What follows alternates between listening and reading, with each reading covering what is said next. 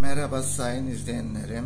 Bugün 3 Temmuz günlerden cumartesi sizlere orbita kitleleri hakkında bilgi vermeye çalışacağım.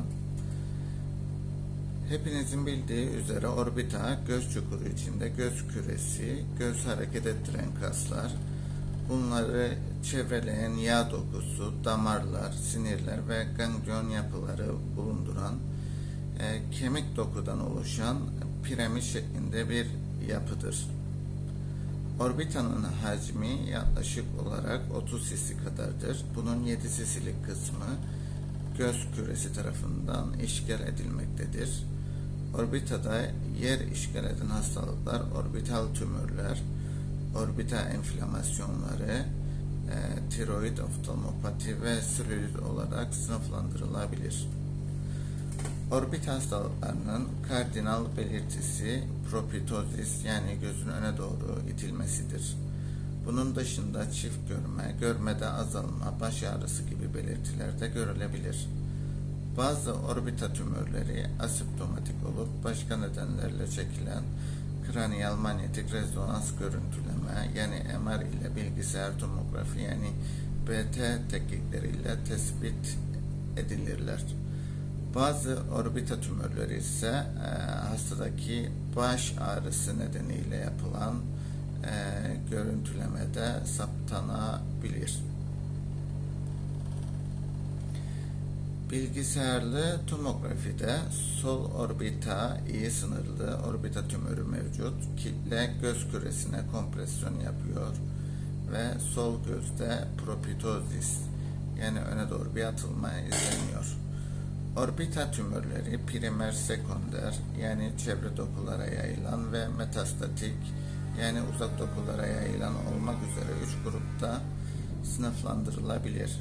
Primer orbita tümörleri damarsal, yani vasküler, gözyaşı bezine ait olanlar lagrimal, sinir dokusuna ait olanlar nörojenik, inflamatuar ve diğer tümörler olmak üzere 5 grupta incelenebilir.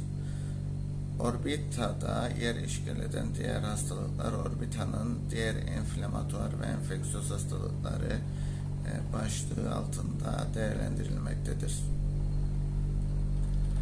Primer orbita tümörleri nelerdir? Primer orbita tümörleri bir vasküler tümörler. Bunlar kendi içinde sınıflandırmaya ayırırsak kapiller hemanjiyom.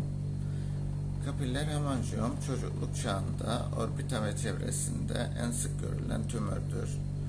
Bazı kaynaklarda ise lenfangiyom en sık görülen tümör olarak belirtilmektedir. Kapiller hemanjiyom genellikle koyu mavi kırmızı renktedir. Cilde yakın olanlar daha kırmızı ya yakın, orbita içinde derin yerleşenler daha mor ve mavi renktedir. Kapiller hemanjiyom görmeyi etkileyen küçük bir kitle veya gözün azalmasına ve kapakta şekil bozukluklarına yol açan büyük bir kitle şeklinde görülebilir. Belirti ve bulgulara baktığımızda genellikle doğumdan hemen sonra ilk bir yıl içerisinde teşhis edilir. Göz kapakları üzerinde koyu mor renkte çocuğun ağlaması ile belirginleşen, rengi koyulaşan bir kitle olarak görülür. Vücudun diğer bölgelerinde ise hemanjiyomlar olabileceği için ayrıntılı sistemik muayene mutlaka kaçınılmazdır ve gereklidir. Tedavilerine baktığımızda hemanjiyomlar genellikle 1 yaşına kadar aktif büyüme süreci gösterir. Daha sonra 7 yaşına kadar kendiliğinden geriler. Özellikle kalp yetmezliği, kansızlık ve kemik anormalliklerinin eşlik ettiği bazı sendromların bir parçası olabilir. Kapakta bulunan hemanjiyomların sınırı bellidir, ancak derin yerleşimli orbita olanlar MR ile değerlendirilmesi gerekir. Hemanjiyom kapağın düşmesine yol açıyor. Görme engelleniyorsa gerilenmesi beklemeden tedavi edilmelidir. Yaygın orbital hemanjiyomları piropitozis oluşturuyor. Görme siniri ve küresi üzerine baskı uyguluyorsa tedavi kararı verilmelidir. Hemanjiyom içine steroid enjeksiyonu, sistemik ağız ve damar yolundan steroid uygulaması, oral propanolol yani beta blokör tedavisi, cerrahi ve radyoterapi, ışın tedavisi gibi tedavi seçenekleri vardır. Günümüzde en çok tercih edilen lezyon içine steroid enjeksiyonu ve oral propranolol tedavileridir. Kavernoz hemanjiyomlara baktığımızda erişkinlerden sık rastlanan benin orbita tümörüdür. Genellikle 40 ile 50 yaşında ortaya çıkar. Kadınlarda daha sıktır. Belirti ve bulgularına baktığımızda en sık belirtisi bir gözün yavaş yavaş öne doğru büyümesi, ancak görme sinirine baskı yaparak görmenin azaltılması, ve kas hareketlerini engelleyerek çift görmeye yol açabilir. Tedaviye baktığımızda MR ve BT ile tümörün yerleşimi ve sınırları belirlenmektedir. Tedavisi cerrahidir. Bu tip lezyonlar orbitotomi cerrahisi ile genellikle tam olarak çıkartılabilir.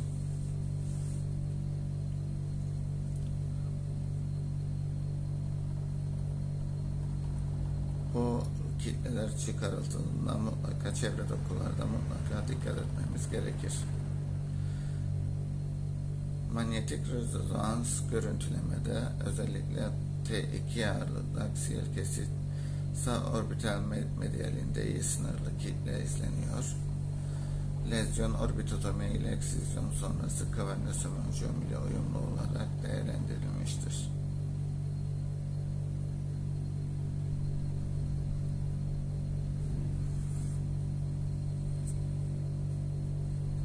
Orbitokavernoz hemanjiyomunu orbitotomi ile eksizyon sonrası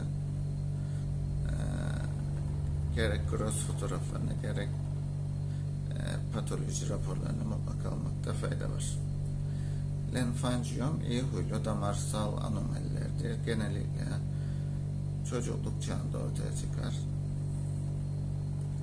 Belirti ve bulgular klinik hemanjiyomkine benzer, özellikle çocuklarda ağlama sırasında renk koyulaşır ve daha belirgin hale gelir. Lenfangiyomlara özgü bir diğer bulgu da üst solunum yolu enfeksiyonları sonrasında lezyonun hacminde ve propitoziste artış meydana gelmesidir. Üst solunum yolu enfeksiyonları sonrası gelişen bu durum lezyon içinde lenfoid hiperplazi gelişimiyle açıklanmaktadır. Tedavisine baktığımızda küçük tümörler izlenebilir, ancak çoğunlukla cerrahi gerekir. Lenfangiyomlar doku arasına yayılan ve sınırları belirsiz tümörler olduğu için tümörün tamamen çıkartılması çoğu kez mümkün olmamaktadır.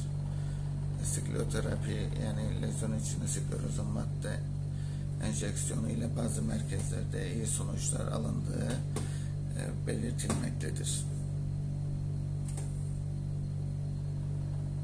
Gözyaşı bezi tümörlerine baktığımızda iyi huylu ya da kötü huylu olabilir. Diğer adı lakrimal bez tümörleridir. Gözyaşı bezi tümörleri yaklaşık %70'i non-epitelyal, %30'u epitelyal tümörlerden oluşur. Non-epitelyal tümörler içinde en sık dakriyoadenit yani idiopatik orbital enflamasyon ve diğer enflamatuar hastalıklar yani lenfomalar görülür. Epitel tümörlerinin yaklaşık yarısı benin, diğer yarısı ise malindir. Benin epitel tümörler içinde en sık plimorfik adenom ve dakriops görülür. Malin epitelyal tümörler içinden sık görülen adenoid kistik karsinom, daha sonra plimorfik adenokarsinom, karsinom ve mukoepidermoid karsinomdur. Gözyaşı bezi orbita içinde epitel bulunduran tek dokudur. Dolayısıyla orbita içinde gelişen her bir epitelin tümörün lakrimal bez tümörü olabileceği düşünülmelidir. Lakrimal bez tümörleri genellikle 40 yaş ve sonrası görülür. Ancak çocuklarda hem benin hem de malign gözyaşı tümör, bez tümörleri olabilir. Belirti ve bulgularına baktığımızda ağrı, göz hareketlerinde kısıklılık, çift görme, göz küresini aşağı ve içe doğru yer değiştirmesi gibi belirti ve bulgular gösterir.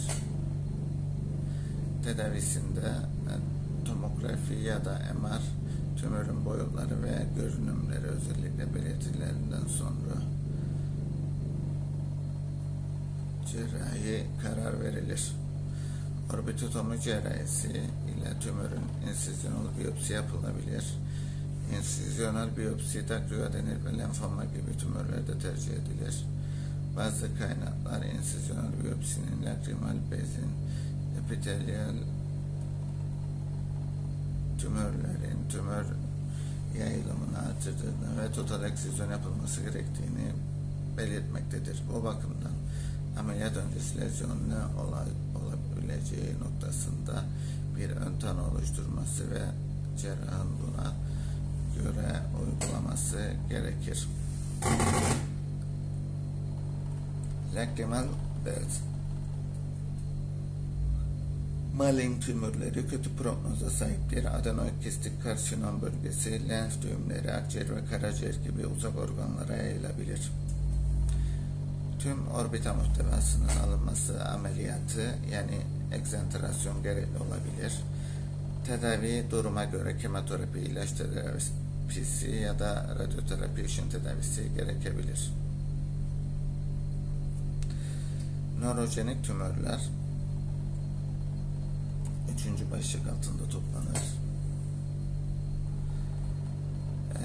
Bu nörojenik tümörler optik sinir ve orbita içinde periferik sinirlerde gelişebilir.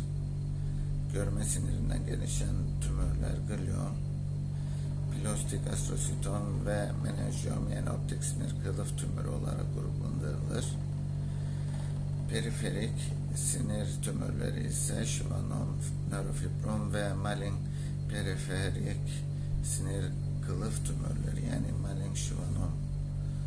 Tümör tipine göre çocukluk çağında ya da orta yaşlarda görülebilir. Görme azlığı, göz küresinin öne doğru itilmesini ve çift görme gibi belirtiler bulguları görülür. Tümörün tomografi ya da MR ile sınırları ve yerleşimi belirlendikten sonra optik sinir tümörlerinde klinik bulgulara ve tümörün tipine göre hasta izlenebilir. Gerekirse tanı ve tedavi amaçlı cerrahi yapılabilir. Işın tedavisi tümörün cerrahi ve tümörün çıkarılması gerekir.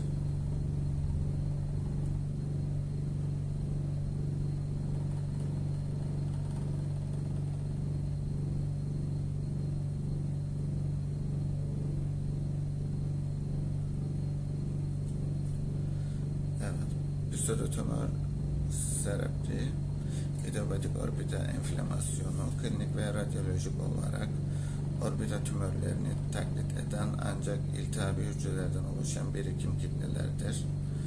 İdiopatik orbital enflamasyon, non-granulomatöz ve orbita enflamasyonu tanımlamak için kullanılan bir terimdir. İdiopatik orbita enflamasyonu, orbita tümörlerinden göz kaslarında kalınlaşma, miyozit, gözyaşı bezinde genişleme, dakriyoadenit ve orbitanın ön ve arka bölümlerinde iyi sınırlı olmayan kitle şeklinde görülebilir. Bazen sklera çevresinde enflamasyona yani perisklerite neden olabilir. Diğer tümörlere baktığımızda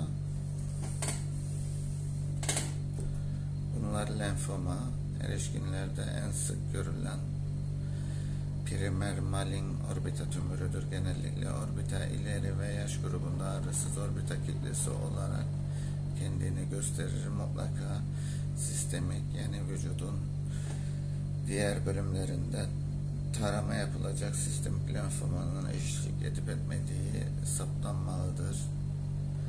Tedavi orbital radyoterapi ve sistemik kemoterapi ya da kistin kombinasyonudur. İkisinin kombinasyonudur. Rhabdomyosarkomlar, bu da çocuklarda en sık görülen birinci malign melanom tümördür. Klinikten sık göz küresinin günler, haftalar gibi birçok kısa süre içinde öne doğru büyümesiyle karakterizedir. Çok hızlı bir şekilde büyüyüp akciğer ve kemiklere yayılabilir. Sistemik yayılımı olup olmadığının anlaşılması için vücut taramasının yapılması gereklidir. Cerrahi olarak çıkartıldıktan sonra radyoterapi ve kemoterapi tedavi seçenekleri arasındadır. Seyir tümörün tipine ve orbitanın sınırlı kalıp kalmamasına bağlı olarak değişir.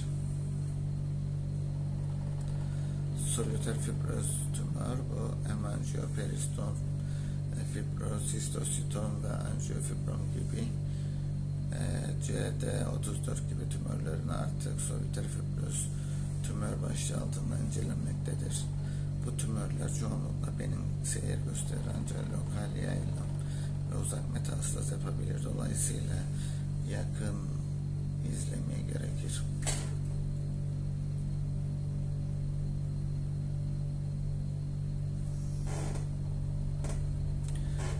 Orbitanın hemangioperistomunun orbitotomi ve total eksüzyonu sonrası gross fotoğrafı hemangioperistom solüter fibroz tümör başlığı altında incelenmektedir.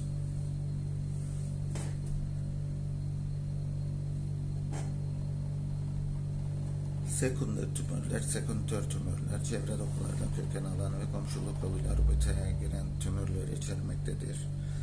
Bu grup tümörler için en sık görülen ve iyi tedavi edilmemiş, nüksedilmiş ileri evre kapak malign tümörlerinin orbita yayılımıdır. Bunun dışında konjüktiv malign tümörleri, göz içi tümörlerinin ve malign melanom, retinoblastoma gibi paranazal sinüslerin iyi huylu ve malign tümörleri, estezi, nöroblastom gibi çok çeşitli tümörler de sekonder olarak orbitaya invaze olabilir.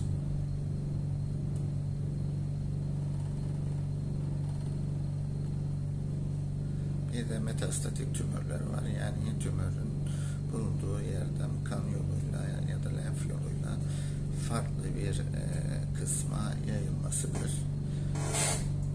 Vücutta bulunan başka bir malign tümör odağından kaynaklanır ve orbitaya genellikle hematojen yoluyla yayılan tümörlerdir.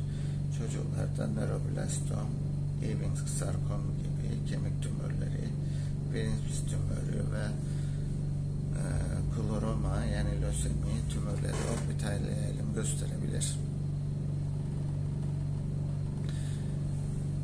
Erişkinlerde ise meme, akciğer, prostat, cilt, gastrointestinal yani mide bağırsak sistemi, böbrek kanserleri ortaya tutulabilir. Orbitaya tutabilir. Orbitanın diğer enflamatör ve enfeksiyöz hastalıkları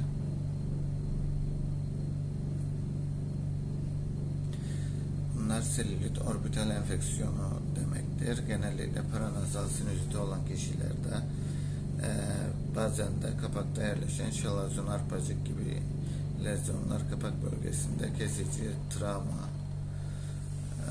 böcek ısırığı gibi nedenlerle gelişir. Sadece kapak dokuları tutan selülit genellikle 5 yaş altında görülür. Bu durum tedavi antibiyotikli damla pomat ve antiinflamatuar antibiyotik şuruplarla yapılabilir. Kapak dokusunun arkasında orbita içinde yer alan selülit dokusu ise ciddi bir hastalık grubunu teşkil eder. Orbital selülit körlüğe kadar gidebilir fakat ölüme neden olabilir. Çünkü orbita içi enfeksiyon orbita venleriyle kafa içinde sinüslere ulaşıp menenjit ve koronary sinüs trombozu yapabilir.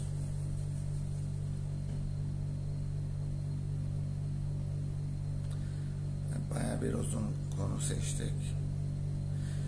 Tiroid oftalmopati, tiroid bezi gibi fonksiyon bozukluğu bulunan kişilerde görülen göz rahatsızlığına verilen isimdir. Tiroid oftalmopati otoimmün kökenli bir hastalıktır. Bu hastalıklar genellikle hipertiroiddir.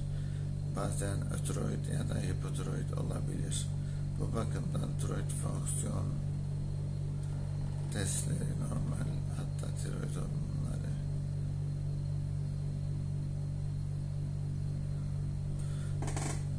normalin altında ise kişilerde bile tiroid oftalmopati gelişebileceği unutulmamalıdır. Hastalığın erken aşamalarında non-infiltratif evre, yani konjüktivada hiperemi ödem ve göz kapağında eritem ödem görülebilir. Bunlar non-spesifik yakınmalardır ve sıklıkla alerjik göz şikayetleri olarak adlanır. Bazen üst göz kapağı aralarında retraksiyon olur ve üst kapak retraksiyonu tiroid oftalmopatinin kardinal belirtilerindendir. Hastalar sıklıkla bunu gözde öne doğru itilmesi belirtisi, yani propitoz ile karıştırır ve göz hekimi bu nedenle geriler.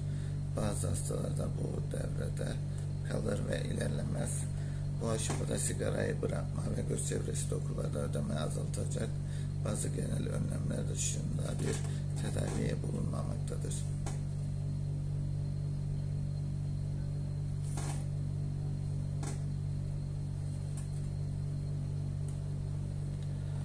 Evet, konu bayağı uzun, fazla sizi yormayalım. Beni dinlediğiniz için sizlere teşekkür ederiz. Yeni bir yayında tekrar buluşmak ümidiyle videolarımı beğenmeyi ve izlemeyi lütfen ihmal etmeyelim. Hepinize sevgi, saygı dolu günler diler. Yeni bir yayında görüşmek ümidiyle. Hoşça kalın.